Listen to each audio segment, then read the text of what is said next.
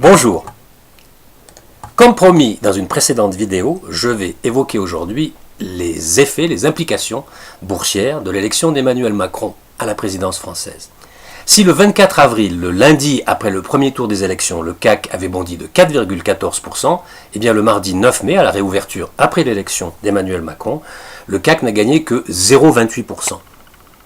Les investisseurs seraient-ils déjà lassés des élections ? Je ne le pense pas. Sa victoire était largement anticipée, donc classiquement, la bourse réagit peu à l'annonce d'une nouvelle qui était déjà attendue. Mais à plus long terme, on peut se poser la question des effets de cette élection. Les analystes sont à peu près tous unanimes dans leur réaction. Cela redonne à court terme du tonus, du potentiel aux actions européennes, et françaises en particulier, parce qu'elles pâtissaient d'une forte incertitude politique et sont donc aujourd'hui relativement peu chères, alors que l'élection de Macron est le meilleur scénario pro-libéral et pro-européen. Stephen Mitchell, le responsable de la stratégie Action internationale chez Jupiter, résume, je trouve, assez bien l'impact attendu des élections.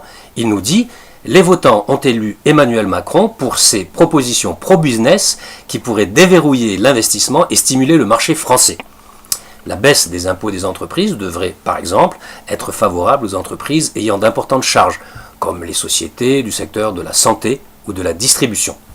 Autre conséquence, les marchés vont à nouveau se focaliser sur les fondamentaux, et en particulier, j'imagine, les résultats des entreprises.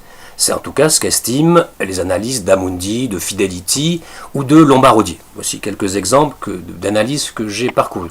Cela devrait donc favoriser les valeurs cycliques.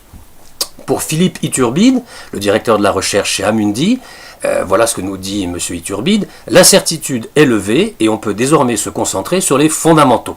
En nette amélioration depuis déjà quelques trimestres, le risque spécifique sur la France disparaît, ainsi que le risque systémique européen, le risque de Frexit, explique-t-il dans une analyse qui est d'ailleurs intitulée « Macron président, retour aux fondamentaux ».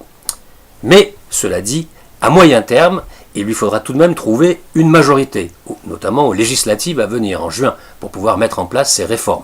C'est par exemple le point de vue des analystes de M&J ou de State Street. Et à plus long terme, bien entendu, le risque d'un vote populiste dans 5 ans reviendra sur le devant de la scène.